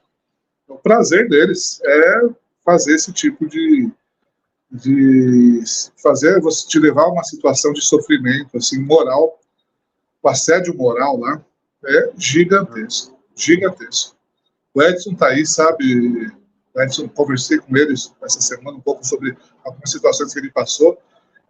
Assédio moral é gigantesco. Se tivesse que alguma ordem ser feita ali dentro, começaria por aí, porque as pessoas são abusadas, elas abusam mesmo, abusam do seu pretenso direito hierárquico. Isso é. Uma coisa, querido, você que já faz uns anos que saiu de lá, o que foi, depois de tudo isso que você falou, né? Mas teve um gatilho que você falou, não fique mais. Acho que Betel tá mandando a polícia aí para prender você. Não é possível não, viu? Os homens são rápidos agora, os homens estão ligeiros. O que tem de advogado agora se preparando aí para caçar a apóstata não é brincadeira. Isso é. Qual foi o gatilho? Se é que você não tem mais bomba para soltar aí, né, de lá de Betel. Mas qual foi o gatilho que fez você talvez tenha outras coisas para ser falada, mas vai ter tempo para a gente falar ainda pela frente. Claro. Lá também no meu canal. Você falou assim, olha, fala o teu canal aí pro povo, para o povo lá todo te acompanhar. É no TikTok lá, né? É o Betelita. Betelita. TikTok, o Betelita. TikTok, o Betelita. O canal do nosso querido amigo, irmão aí, Fabiano. TikTok, isso. Betelita. Vamos lá, pessoal, acompanhar ele no TikTok. Qual foi o gatilho que fez? Estou fora disso aqui, não fico mais aqui. Foi um desgaste que ocorreu durante todo esse período. Nunca é uma única coisa. Para você chegar num ponto de falar, eu vou agora abrir um site para ver o que falam, você inconscientemente você já está procurando um motivo para sair. Você já não aguenta mais, você já não suporta mais. Então houve um grande período de desgaste lá de Betel, e depois que eu saí de lá, eu já não era mais o mesmo. Então, criaram uma expectativa com a minha saída de lá nas congregações, de que eu, saindo de Betel, seria uma coluna importante com uma determinada congregação. E eu não estava nem aí, eu faltava reunião pra caramba, já não queria saber mais de nada. E chegou um momento que eu fui lá no site, abri o site, estudei, vi que eram verdades, porque eu tinha uma base profunda sobre organização, não só de conhecimento teórico, mas de vivência. Porque mais do que eu vivi em Betel, eu vivi a minha vida inteira de jovem, cresci com um pai que era ancião. Um pai que era ancião, referência. Qualquer caso na redondeza regional, às vezes de nível estadual, que tivesse um nível maior de necessidade de uma pessoa com mais experiência, chamavam ele. Então, eu acompanhei muito disso, porque você no seu dia a dia de dentro de casa, você escuta muita coisa, você vê muita coisa. Meu pai falava muitas coisas para mim, talvez com o objetivo de fazer com que eu tivesse um conhecimento sobre esse meio também, me fortalecer. Então, é muita coisa que vai te abrindo os olhos. Então, as pessoas que não têm convivência com um dia a dia numa casa de ancião, que nunca tiveram viver em Betel, essas pessoas, em geral, elas são inocentes, mantêm-se inocentes porque elas não veem a merda toda que existe lá dentro. Perdão da palavra, né? Mas a pecaminosidade toda que existe lá dentro. O quanto essa organização ela é igual a qualquer outra. E não estou falando de pessoas que pecam. Estou falando em nível organizacional. É uma organização pecadora. Eles falam que a organização é perfeita. Olha essa pergunta, Fabiano. Tem Pimos em Betel? É o Walter Lopes que pergunta. Fabiano, tem Pimos em Betel? Pimo é aquele que mentalmente já está fora, mas fisicamente ainda está lá dentro. Tem Pimos em Betel? É óbvio que tem. A pessoa passou 10 anos, 15 anos lá em Betel, ela não tem mais lugar no mercado de trabalho aqui fora. E ela sabe, se cair aqui fora, ela vai apanhar pra caramba. Ela vai não ter onde morar, às vezes ele não tem apoio familiar, vai ter que morar numa comunidade, vai ter que trabalhar de servente de pedreiro, não vai ter dinheiro nem para se alimentar, para se comer. Você acha que o cara não vai baixar a bolinha dele lá, ficar quietinho, fazer vista grossa para continuar vivendo lá dentro? Então, o que ele tem que fazer? O que um betelita faz? O betelita acorda cedo, 6h20, 6h30, toma seu banho lá, vai para o café da manhã, senta lá com 10 pessoas, ouve umas besteiras lá que é contada, toma seu café, vai trabalha 4 horinhas, volta, tem o seu almocinho, volta para o trabalho, 5 da tarde tem a sua jantinha, e aí precisa ir numa reunião ou outra da congregação e fazer umas 10 horinhas por mês de pregação. E vive num conforto, um quarto super confortável com tudo que tem direito. Tem piscina com água quente, tem sauna, tem sala de ginástica, tem umas 3 quadras de futebol de salão, mais 2 campos de futebol. Alimentação. Comida de primeira. Comida de primeira, tem de tudo que você imaginava, pelo menos na época tinha. Carne nunca falta, carne, frango e tal. Aqui fora você vem vai comer o quê? Arroz, feijão com farofa no começo, se tiver que trabalhar de servente de pedreiro. Você acha que o cara... Sauna, piscina, essas coisas tem? Tem sauna, tem piscina, tem banheira. Quadra de tênis. Quadra de tênis, quadra de vôlei, tem sinuca, tem ping-pong, tem pebolim, tudo que você imaginar. É um spa. Vocês estão vendo? O que ele tem que fazer? O que o betelita tem que fazer? Rezar o terço. Qual que é o beabá? Quietinho, fazer o seu trampinho quietinho, o que mandar fazer, faz, e segue a vida trabalhando e para fazer publicação. Vamos ajudar a fazer as publicações das revistas para espalhar pelo Brasil e para arrecadar o nosso dinheiro. O teu amigo Edson, só isso, que está aqui no chat, o teu amigo Edson, que está aqui no chat, disse assim, claro, inimigos e ateus. Ateus também, gente que não crê em Deus, tá lá dentro. É verdade isso? O Edson é um cara que, quando estava na época lá, ele era mais desperto do que eu.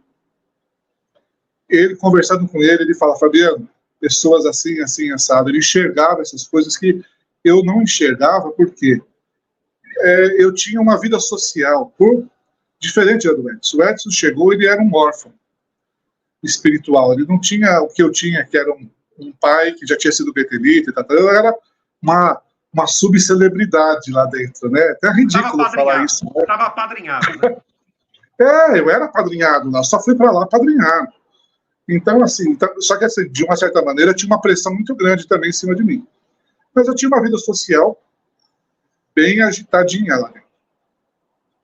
E assim, como eu tinha muita distração, eu acabava não enxergando muita coisa. Enxerguei muita coisa, mas outras pessoas como o Edson aí enxergaram muito mais.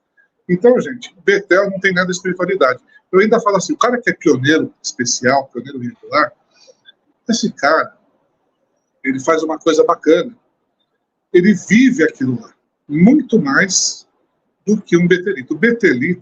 O betelita é praticamente um mundano. Assim? Se deixar, o betelita, na minha época, lá tinha betelita que era pior que mundano. Quando saía de férias, meu Deus do céu, fazia de tudo que você imaginar. É balada, é loucura, é praia, é coisas assim que você tinha que falar, caramba, mas betelita... Os jovens falavam, que a gente saía em grupos de jovens, falavam, cara, mas os betelita, quando saem de lá, hein, são doidos. Mas eles gostavam, né? Porque falavam, pô, são gente diferente, né? Essa turminha aí, a turminha da pesada, que eu falei que tinha lá, né? É o terrível. Assim, o betelita é um mundano, praticamente um mundano, uma pessoa que trabalha numa grande empresa, uma empresa multinacional, faz o seu beabá, vai em umas reuniões ali, e mais nada, né? Não faz muita mais coisa. Livres de espiritualidade, é uma vergonha. É triste dizer que, em termos de espiritualidade, um pioneiro, eu ainda tiro o chapéu para um pioneiro. E vai lá no meio dos índios e tudo mais. Isso que acaba de falar o Fabiano é outra bomba. Hein? Eu sempre desconfiei disso. Os que eles pensam que são espirituais se comportam, a maioria deles, como mundanos. Tem uma espiritualidade fraquíssima. Sim. Porque vivem lá trabalhando só, fofocando, né? E falando de bobeira. Aqui chegou uma notícia um dia para mim, foi Nestor Kullen, creio que falou para mim, que um casal de Betel, lá da sede mundial, foi chamado a atenção na sala B, o casal, porque eles gemiam muito no quarto. Foi chamado a atenção porque era para gemer menos. Isso. É possível mesmo, realmente, essas coisas, né? É óbvio, né, que o pessoal que é casado, eles chegam junto para dar uma maneirada, né? Porque não pode dar muito na cara, né? Eles o gostoso ali, Adriano, pessoal, o gostoso é se intrometer na vida dos outros. Se você conseguir fazer qualquer coisa escondido que ninguém saiba, ótimo para você. Mas não deixa ninguém ficar sabendo. Não deixa se espalhar, não deixa virar fofoca. Virou fofoca, caiu na boca do povo, você já está a um passo de ser expulso dali, porque o que se pode é o escondido. O importante é a máscara. Agora, o que tá dentro de cada um, isso não importa, não. E eu vou falar o seguinte, existiam naquela época pessoas que a gente considerava e olhava assim, esse é uma pessoa de bem realmente, é uma pessoa fervorosa. Era aquela pessoa que realmente fazia questão de ler uma Bíblia, mas você via que era aquela pessoa sectária mesmo, né? Que acreditava mesmo naquilo. Mas não era a regra, tá? Eram exceções. E para mim, não sei se está na hora de terminar ou não, mas para mim... A live é tua hoje. Você que vai dar o sinal para mim. Falou, Adriano, eu acho que nós podemos deixar para a segunda parte, né? Não, estamos na empolgação, vamos falar mais um pouquinho. Para mim, o cara mais chato que tinha lá, que menos me cheirava a uma pessoa espiritual, era o único ungido que tinha lá. Ah, é? Só tinha um ungido. Bomba. O menos espiritual de Betel era o ungido. Eita, nós! Que festa era o que mais enxugava, tá? Era o que mais enxugava. Cachaceirão mesmo. Cachaceirão, e assim, de bafo, se chegava perto dele, você sentia o bafo do homem. Era um cara insuportável. Já idoso, mas desde quando era jovem, meu pai já me contou, antes de ir para lá, a história sobre ele, cara, era chato, insuportável. Se achava o rei reinante já, né? Ah, eu sou ungido, 144 mil, vou reinar lá de cima e vou jogar raio na cabeça dele. Ele falava assim, quando eu estiver lá em cima, eu vou jogar raio na sua cabeça. Ele falava bravo, né? Até o jeito de brincar, às vezes, dele era bravo. Era um cara insuportável. Tinha um outro lá também. Ele chegou lá, não era ungido, mas depois de uns anos virou ungido. Só que ele também era gay. Era o quê? O que ele era? Era gay também. Além de ungido, era gay. Foi o primeiro caso. Espera aí, para. Ungido de Betel era gay. A gente não tem nada contra, né? Mas para testemunho de Jeová, isso é uma bomba, hein? Assim eu acho que abriram, eles, né? Do céu, a coisa também está meio estranha para testemunho de Jeová, os que vão para o céu. Quando ele estava... O Edson sabe quem é. Quando ele estava lá, lógico que ele tinha trejeitos. Existiam indícios, mas não se tinha comprovação. Depois de um certo tempo se comprovou. Então, era um ungido gay. Ele chegou lá e era da grande multidão. Mas aí começou a se sentir tão santo lá dentro que, num determinado comemoração lá, ele resolveu comer um pedacinho do pão sem fermento lá e tomar um golinho de vinho. Quando viram isso na congregação dele, peraí, ano passado não comeu, esse ano não comeu, porque é ungido agora. E aí essa história se espalhou lá, ninguém levava a sério. Esse ungido lá velho falava na cara dele, você não é ungido porcaria nenhuma. Ele falava, por quê? Como é que você sabe que eu não sou ungido? Eu sinto que vou para o céu. Ele falava. Mas falava de um jeito mais afeminado. Enfim, tinha esse aí também. E tinha uma senhora lá Tinha alguma Thelma lá? Alguma irmã chamada Thelma? Thelma? Acho que tinha, sim. Tinha, né? Porque eu acho que é essa daí que saiu a música, que ele olhou pra ela e falou, Thelma, eu não sou gay. Pode ser que inspirou, né? Pode ser que inspirou. Exatamente. Ai, Fabiano, você tá soltando umas aqui hoje que eu vou falar. Esse ungidão aí, ele era terrível, né? Então, todo mundo tinha medo dele lá, do jeito que ele era e tal.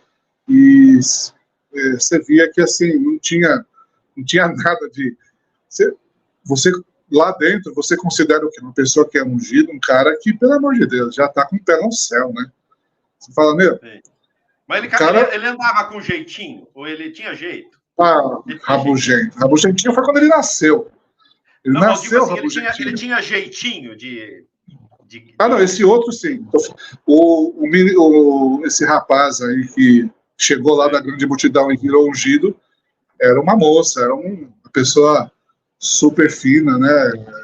Que se você era visto, era olhos. E assim, depois me contaram que muitos preenchiam as suas petições para ir para lá, já sabendo que eram, né?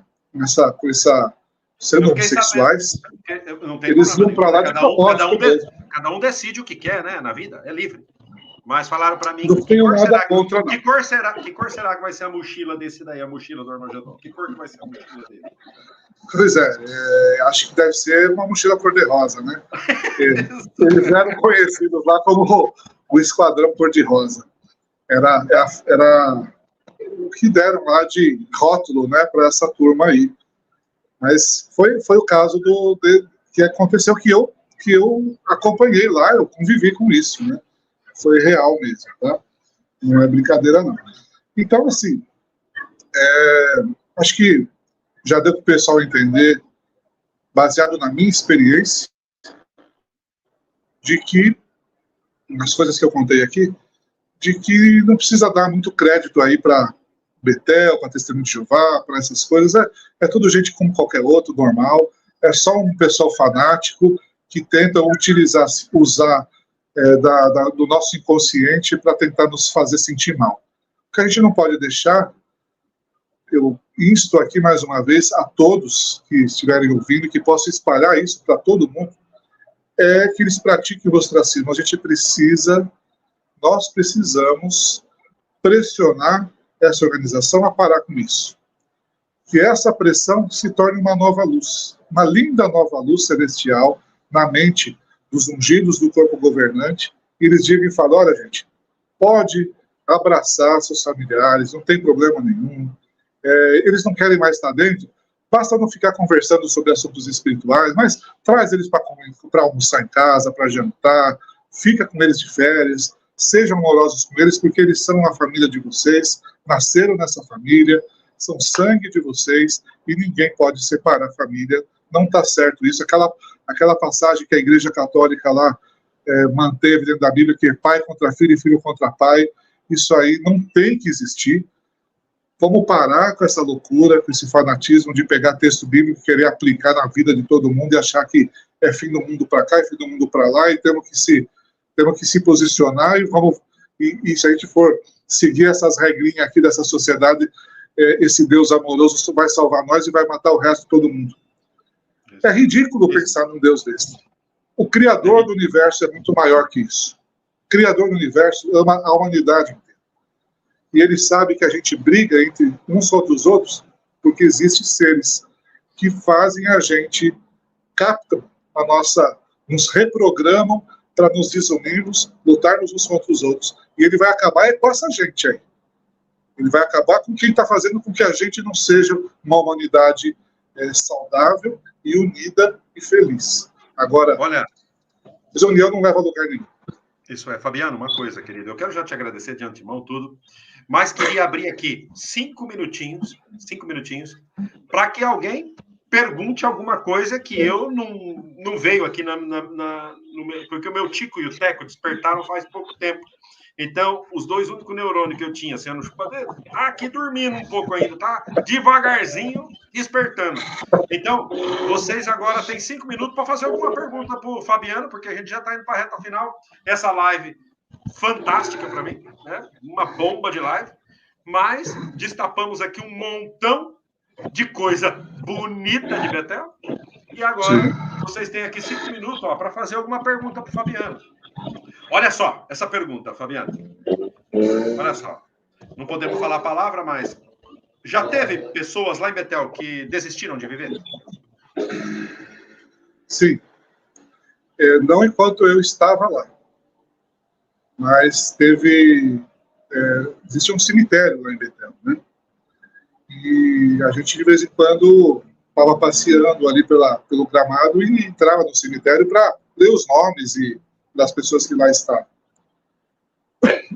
E teve um caso, sim, de uma esposa de um ex-betelita, que foi superintendente também, que estava enterrada lá, que foi por suicídio. Ela se jogou de uma varanda lá de prédio e morreu.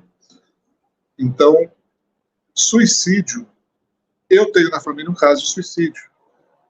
Suicídio é uma coisa que pode acontecer, e a pior coisa que a gente pode tentar falar aqui é sobre isso, porque a pessoa, para fazer isso, ela tem que estar com uma dor tão grande que ela prefere, que ela sente que ela não vai ter solução, que ela prefere deixar de existir na cabeça dela, para não conviver, continuar vivendo com essa dor que ela vive. Então, talvez tenha outros casos lá também, mas é um assunto assim muito delicado, que eu venho de uma família também de algumas pessoas que sofreram com isso, então é bem triste mesmo. Olha só, outra pergunta aqui da Eliane Nascimento, ela diz: Fabiano, por que você demorou tanto tempo para nos falar sobre a sujeira de Betel? Essa é uma pergunta muito legal. Como eu falei no começo, eu vim de uma família, principalmente o meu pai, de um passado de muito prestígio lá dentro. Então, a única coisa que eu não queria, saindo de lá, em dar a cara a tapa, era trazer desgosto para ele. E durante esses 20 anos, eu falei, não vou trazer desgosto para ele falando essas coisas, porque ele vai entristecer. Se a hora que chegar algum desses vídeos na mão dele, ele vai ficar muito triste, com 82 anos hoje. Mas alguma coisa me fez falar. Essa semana passada, as últimas semanas aí.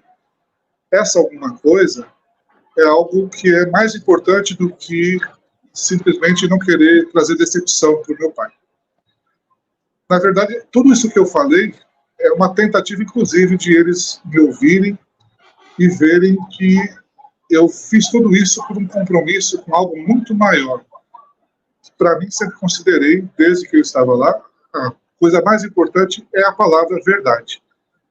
Então, eu estava bem enquanto eu achava que ela era verdade. A hora que eu vi que não era, eu falei, eu tenho um compromisso com a verdade. Então, eu abri mão da minha família, da minha convivência, porque eu quero a verdade, eu queria buscar a verdade. E encontrei, depois de muito tempo, algumas peças desse quebra-cabeça que me dão um vislumbre sobre isso. Agora, ele vai ficar chateado, vai ficar triste. Não fique triste, falo para o meu pai. Não vai ficar triste, porque tem muita coisa a vir pela frente ainda. Tem esperança que a vida continue. Muito bem, boa resposta, fantástica. A Lua pergunta, bom, essa é uma pergunta difícil, porque faz tempo que você saiu de lá, né? E eu também, às vezes chega para mim essa pergunta, é verdade que o Betel do Brasil vai ser vendido? Se você sabe algo disso, disse, não? Não estou sabendo de nada, não. Eu me lembro quando estava lá que venderam o Betel da Guaíra, aqui, um imóvel, né, que tinha sido dedicado para Jeová, né? Teoricamente não podia ser mais vendido, mas foi vendido. E agora, quanto a isso, eu não sei. Eles estavam precisando muito de dinheiro, estavam vendendo muitos bens que existiam da sociedade para levantar dinheiro na época. Hoje eu não sei como é que está. Muito bem. A Juliana, ela diz, Fabiano, já trabalhou na rota para o Rio de Janeiro? Nunca trabalhei na rota, só peguei uma carona uma vez com aquele ancião lá, e onde conversamos sobre aquele assunto que eu falei, mas sempre trabalhei lá dentro mesmo, não ficava rodando o Brasil. Olha só, aqui diz assim, o Esvaldo pergunta, Fabiano, o elevador social é só para os grandes? O elevador é só para quem tem já, acho que acima de 60 anos de idade. Não é tanto para os grandes, é mais para os idosos. É porque tinha muita gente lá, né? Se fosse todo mundo usar elevador, os idosos iam sofrer um pouquinho esperando. Então, até ter uma certa idade, você tinha que subir as escadas mesmo. Bom, então a resposta é que você vê lógico, né, e razoável de que realmente o elevador fosse usado para aqueles que têm uma idade mais avançada, né? Tá certo. Isso. Aqui, a Loida, que é aqui da Espanha, ganhadora de uma camiseta do canal, a Loida diz, tem psiquiatra em Betel? Então, existiam tratamentos psiquiátricos lá, às vezes via gente de fora para tratar, né, para dar receita de remédios e tal. Lá dentro mesmo não tinha. Acho que tinha um psicólogo, alguém com formatura em psicologia, mas psiquiatra não. Olha só, a Jacira Amaral pergunta, Fabiano, já teve Betelita que colocou essa organização na justiça? Eu já ouvi de casos aí na internet. Eu, pessoalmente, não conheço ninguém que tenha entrado na justiça. Muito bem. Aqui tem uma pergunta que você já falou em partes, né? Eric Saur pergunta, Fabiano, quando as pessoas saem de Betel, a maioria entra em desespero porque não tem um trabalho no mundo, uma casa, carro, uma vida fora dessa empresa? O que a maioria faz? Eu não sei o que a maioria faz, né? Eu sei que tive que usar o que eu tenho de talento, de conhecimento, para buscar a melhor colocação possível no mercado e poder sobreviver. A maioria deve fazer isso, né? Deve fazer o que pode. Eu já ouvi de alguns que viraram pedreiro, servente de pedreiro, e outros que até conseguiram posições um pouquinho melhores, mas já tinham uma profissão. É igual a todo mundo, gente. Não tem passagem lá para ninguém, não. A vida é igual. É todo mundo igual. Olha só, o Gary Titanos pergunta, alguém já foi preso em Betel? Já teve algum caso que a polícia teve que investigar lá?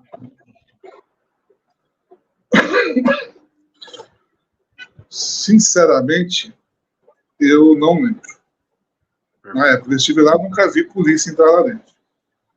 Então, se houver o caso, talvez tenham pessoas aí que saibam melhor do que eu, mas eu não lembro. Aqui, a Sara pergunta, eles pagam INSS aos irmãos? Não. Tem carteira assinada? Na verdade, como é que funciona? Deixa eu lembrar aqui. Você, para o INSS, você é considerado um ministro de tempo integral, alguma coisa assim. Eu acho que eles pagam, sim, alguma coisinha lá. E você, é como se você tivesse trabalhado os anos que você ficou lá, em qualquer outra empresa, serve para juntar anos de trabalho para a pessoa que quiser se aposentar. Então, tem alguma coisa assim lá que eu nem levei em conta, porque não confio na Previdência brasileira, então nem prestei muita atenção nisso. Muito bem. Aí tem outra pergunta que eu não... Você ainda acredita em algum ensinamento desta organização? Se a gente falar que a base dessa organização é acreditar em 144 mil pessoas que serão reis com Jesus no céu, e só elas vão sobreviver ao Armagedon e criar um paraíso nesse mundo e vão sobreviver com esse corpo e viver para sempre. Essa é a base, né, da religião, e a ressurreição de todos os que morreram nesse paraíso. Gente, não leve isso a sério, isso aí é bobagem. Uma pergunta aqui que a Amanda faz, ó, Fabiano, em que você realmente acredita hoje? Não dá para responder rapidamente. Então, assim, existe um grande trabalho que foi durante esses últimos 20 anos de buscar a verdade. Eu posso dizer o seguinte como resposta: a verdade existe, é óbvio. Nesse mundo que nós vivemos hoje, ela está espalhada como se fossem pequenas peças de quebra-cabeça em muitos lugares. Você tem como unir esses quebra-cabeças para vir ter um vislumbre sobre o que é a verdade, sobre quem nós somos, sobre o que talvez seja Deus, o que é muito difícil de se chegar, e o que seja a organização e hierarquia do universo. Agora, dá muito trabalho, você tem que estar muito empenhado e muito afim de primeiro esvaziar suas crenças, para depois começar o trabalho de encontrar essas peças, como se fossem agulhas em parede. Não dá para uma pessoa chegar e falar a verdade é essa, porque você não teria base para saber. Você teria que acreditar. E acreditar é crença. E a verdade não se acredita. A verdade você ou sabe ou não sabe. Isso é perfeito, Fabiano. Ninguém sabe, tá? Ninguém sabe. Ninguém sabe. Tem um monte de perguntas, mas eu vou dizer o seguinte. E todos vocês que querem saber respostas a essas perguntas, acompanhem o canal O Betelita, de Fabiano, no TikTok. E ele vai falar lá de muitas coisas. Depois ele vai ver esse chat que vai sair amanhã. E ele vai poder ver as perguntas e contestar e responder lá no canal dele. Como, por exemplo, você acredita na geração... O que você acha dessa nova luz da geração de 1914? O que você acha das comissões judicativas? O que você acha das novas luzes que estão saindo? Todas essas coisas, você pode dar resposta depois, porque senão nós vamos passar a noite inteira aqui. Assim que eu quero agradecer a todos... Seria um prazer também, mas... Isso é. Olha, seria um Fabiano, prazer passar a noite inteira aqui, mas não tem problema. A gente entende que todo mundo tem que fazer alguma coisa à noite aí também, né? Olha, Fabiano, para mim foi um prazer, uma honra ter você aqui. Você tem este canal aberto para você quando você quiser. Este canal é tua família, pode vir aqui quando quiser. Eu convido o Edson, meu amigo, a falar com você, se possível, me passar o contato dele, depois eu entrar em contato com ele para fazer uma entrevista com ele, se ele quiser, tá bom? Claro, claro. E você deixou aqui claro hoje muitas coisas que muitas pessoas queriam saber. Eu acho que essa live vai chegar a muita gente. Eu quero dizer o seguinte, hoje está sendo um dia especial para mim. Não só pela entrevista de Fabiano, também porque hoje eu recebi mensagens de pessoas do campo português, aqui da Espanha, entrando em contato comigo, dizendo que despertaram e saíram desta organização ao acompanhar o meu canal. Pessoas que me conhecem, que me conheceram como anciãos, jovens, que estão despertando ao ver este canal. Então eu quero agradecer ao Todo-Poderoso que creio e ao seu enviado à Terra, o Messias, por ter me proporcionado vida e chegar até este momento. E com todo o sofrimento, ainda tirar agora momentos de felicidade, como esta live de hoje, e receber o presente de saber que muitos estão despertando. E eu falo, e posso provar, né? Eu não provo agora porque a pessoa não quer ser identificada. Mas eu estou feliz de receber mensagens de muitos que estão despertando por ver este canal. E esta live tua, Fabiano, será uma ferramenta a mais ao despertar pessoas que estão lá, como estivemos nós um dia, enganados. Agora eu dou para você aí 2, 3 minutos que você necessitar para se despedir, pessoal.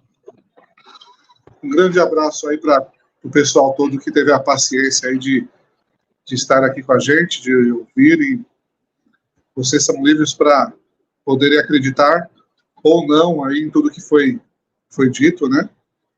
Não tenho por que contar algum tipo de mentira, de histórias para aumentar algum tipo de situação, contei apenas as coisas que aconteceram.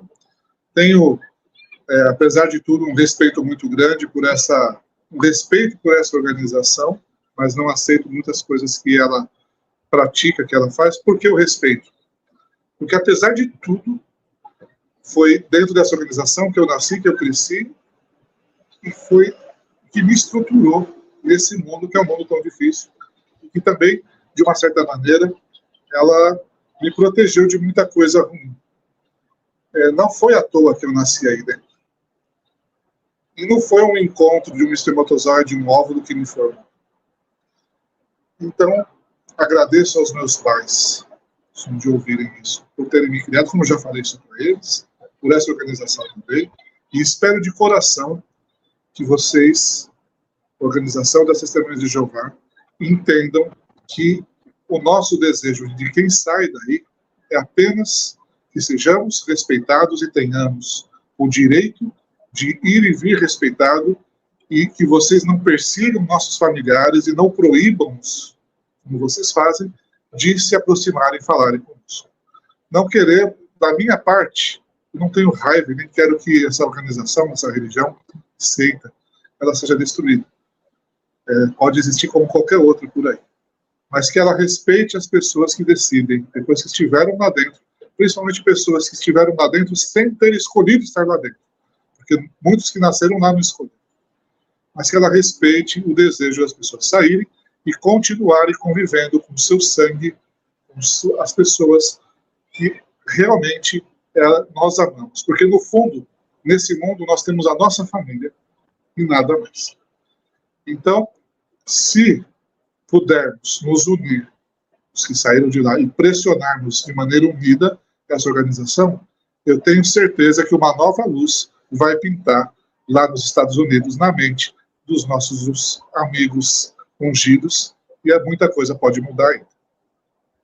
Obrigado, Fabiano, por tuas bonitas palavras. Tem alguém aqui que quer te dizer uma coisa, ele não podia deixar de aparecer, que é o Mário, da família Onetti. O Mário Onetti, ele é fanático, ele é um chupa-dedinho, e ele quer dizer o seguinte: não fale isso de Betel, porque eu quero ser betelita. Cuidado, hein, lá passa coisas graves, hein? Você não fala isso. O já Marinho quer ser betelita. Só chegar lá e se proteger. Ele está horrorizado com as coisas que você falou aqui. Ele está horrorizado. Não, assim, Fabiano, não vai cair da fé, não. Um beijo no teu coração, Fabiano. Um beijo para você e para tua família. Obrigado por estar aqui. Você tem o meu contato, podemos conversar quando você quiser. E você pode voltar aqui. Eu considero você já também um ativista aí nos canais de TikTok. Quando eu tiver aqui entrevistas, que eu necessite opiniões de outras pessoas, se um dia você quiser participar e dizer, não, Adriano, eu quero, você me dá autorização, eu te mando o convite, e se você quiser entrar, você sinta livre para opinar, tá bem? É um prazer, com certeza. Um grande abraço. Pessoal, vamos nos inscrever lá, ou acompanhar o TikTok, O Betelita. TikTok, O Betelita. Por favor, gente, vamos lá nos inscrever e acompanhar o trabalho desse nosso querido irmão, vencedor da fé. sobrevivente da Watchtower, assim como todos nós. A todos vocês aqui do chat, queridos, recebam o meu abraço, o meu afeto, recebam o nosso carinho. E como todos os dias, recebam do mais profundo do nosso coração, dos nossos corações, um beijinho no teu coração. E até amanhã na próxima live. Não sai não, Fabiano, espera um pouquinho aí. Um beijinho a todos vocês. Tchau, tchau.